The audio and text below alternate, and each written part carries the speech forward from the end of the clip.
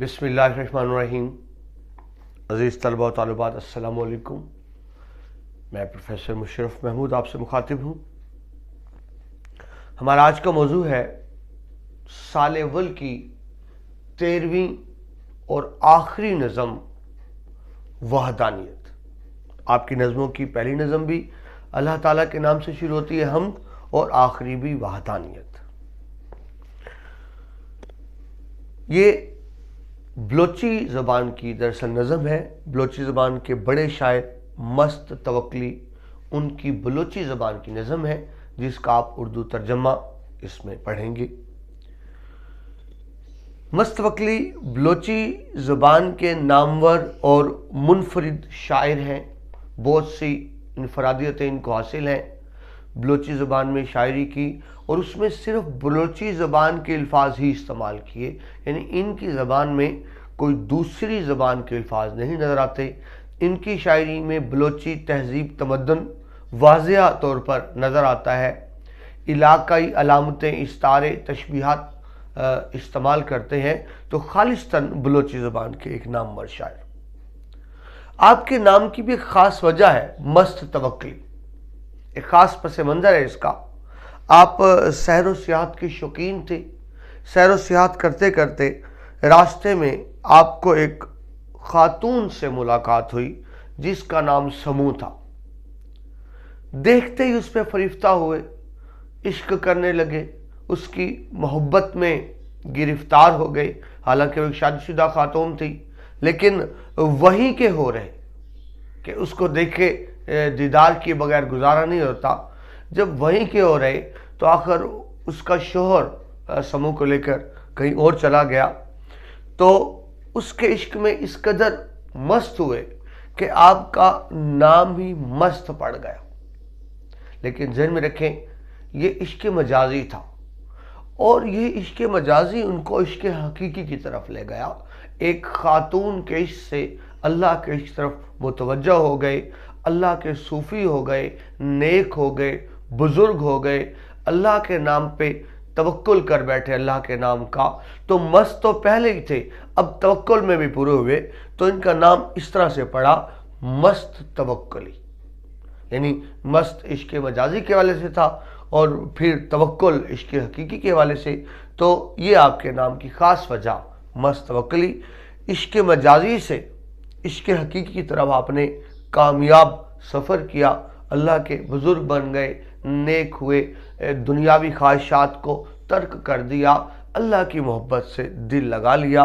सूफ़ी बासफ़ा शायर, सूफ़ी भी हैं, बाअमल भी हैं, कादरुल कलाम शायर, यानी कुदरत रखते हैं, जो कहना चाहते हैं आसानी से कह पाते हैं। बलोची ज़बान के इनफरादी शायर, जिस तरह भी आपको तफसील बताई, अपने माहौल से अक्स शुदा खूबसूरत इस्तारात, यानी आपकी शायरी से बलोची तहजीब व तमद्दन वाज़िया तौर पर नज़र आता है। आपके शार में नगमगी की कैफियत है, नगमगी और तरन्नुम की कैफियत है, यानी आप इनके शेर पढ़ें तो यूँ नहीं लगता हम पढ़ रहे हैं, यूँ लगता है कि गुनगुना रहे हैं। एक तरन्नुम की ख़ास कैफियत आपकी शायरी में। अजीज़ तलबा, भी आपसे अर्ज़ की, ये दरअसल बलोची ज़बान की नज़म है। आपकी किताब में इसका उर्दू तर्जमा शामिल है जो तारिक कुरैशी ने किया। मस्त तवक्ली की असल नज़म का नाम हम्द ही था, यानी मस्त तवक्ली जो लिखी उसका नाम हम्द है, लेकिन तारिक कुरैशी ने जब इसका उर्दू तर्जमा किया तो इसका नाम रख दिया वहदानियत, यानी बलोची ज़बान की नज़म हम्द का उर्दू में तर्जमा वहदानियत के नाम से किया तारिक कुरैशी ने। लेकिन तर्जमा बहुत खूबसूरत है, बामुहावरा और ख़ूबसूरत तर्जमा है, लगता नहीं कि तर्जमा है। उन्होंने तर्जमे को एक तख्लीक का रंग दे दिया है, खूबसूरत अंदाज से तर्जमा किया है। तर्जमा में पुख्तगी है और बड़ी महारत है। असल नज़म आपको बताया हम्द, वो 8 अशार पर मुश्तमिल थी। आपने उनमें से पहले 5 अशार का तर्जमा किया है, 8 में से पहले 5 अशार का, लेकिन 5 अशार का तर्जमा इस तरह से किया है कि वो 7 अशार बन गए हैं, यानी फारसी بلوچی میں وسعت زیادہ ہے، وہ 5 اشعار کو ترجمے میں 7 اشعار میں تبدیل کر دیا ہے۔ یہ تو تھا شاعر مستوکلی کا تعارف، ان کے مترجم طارق قریشی کا تعارف۔ اب ذرا نظم کی طرف آ جائیے۔ اس نظم میں اللہ تعالیٰ کی وحدانیت کا بیان ہے، اللہ کے ایک ہونے کا بیان ہے، اللہ واحد، اللہ لا شریک، اللہ ذات میں ایک، اللہ صفات میں ایک، اللہ تعالیٰ صفات کے تقاضوں میں ایک، یعنی اللہ سے ہی مانگنا ہے، اللہ کے آگے ہی جھکنا ہے، اللہ سے ہی امیدیں وابستہ رکھنی ہے۔ عزیز طلبہ، اس پوری نظم کو آپ سورہ اخلاص کے حوالے سے سمجھ سکتے ہیں۔ بسم اللہ الرحمن الرحیم، قل هو اللہ احد اللہ الصمد لم یلد ولم یولد ولم یکن لہ کفوا احد۔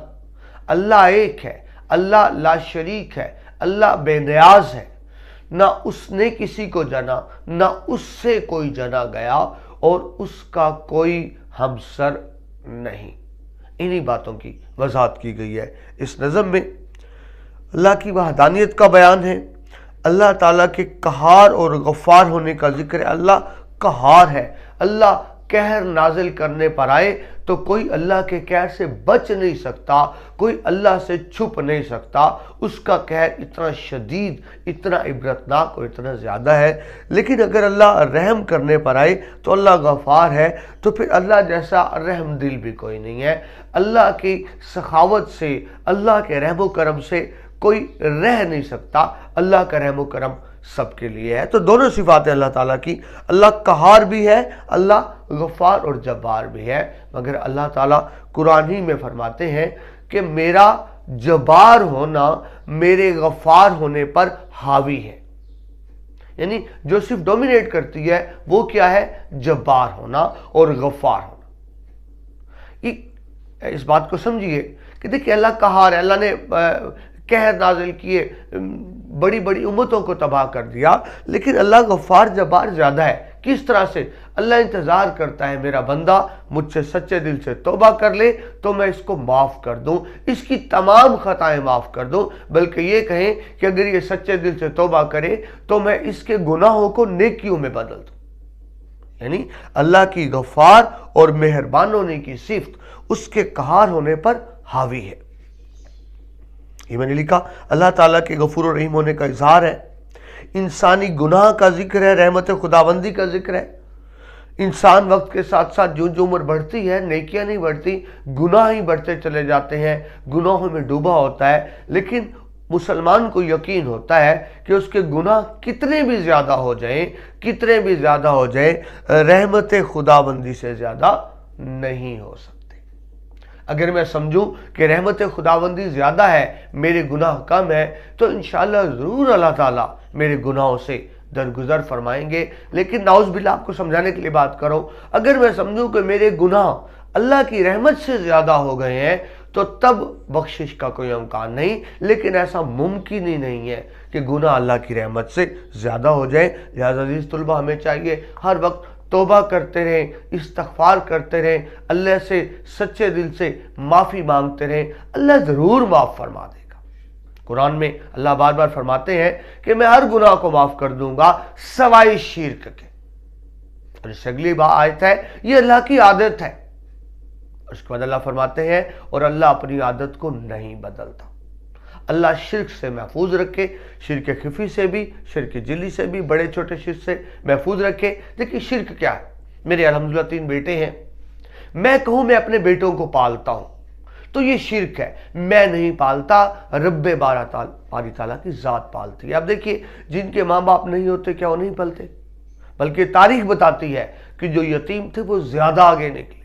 اللہ تعالیٰ پالتا ہے، انسان نہیں پال سکتا۔ میں کہوں کہ میں اپنے آفیسر کے ساتھ، باس کے ساتھ بنا کے رکھوں تاکہ میری ترقی ہو جائے، میری تنخواہ میں اضافہ ہو جائے، یہ بھی شرک ہے۔ رزق دینے والا، رزق بڑھانے والا، رزق کم کرنے والا اللہ تعالیٰ ہے، انسان نہیں ہے۔ میں کسی سے ڈر کے بیٹھ جاؤں کہ مجھے جان سے مار دے گا، چھپتا پھروں، تو یہ بھی شرک ہے۔ زندگی اور موت اللہ کے ہاتھ میں ہے۔ اللہ نے میری زندگی رکھی ہے تو کوئی مجھے مار نہیں سکتا، اور میرے آخری وقت آ گیا تو کوئی مجھے بچا نہیں سکتا۔ دنیا والے نہ ذلت دے سکتے ہیں نہ عزت دے سکتے ہیں، یہ ساری چیزیں اللہ کے ہاتھ میں ہیں۔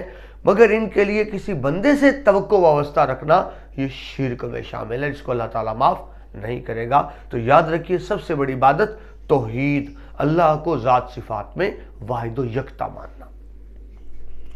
تو وہی بات، انسانی گناہ، رحمت خداوندی پہ یقین ہے، اللہ کے دیدار کی خواہش ہے۔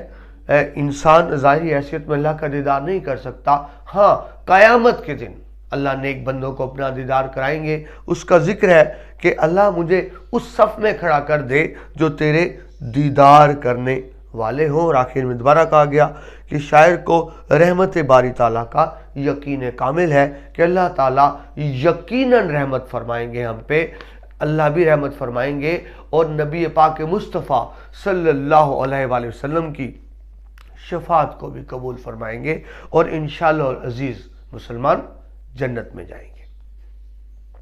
یہ تو تھا نظم کا تعارف۔ اب باقاعدہ نظم شروع کرتے ہیں۔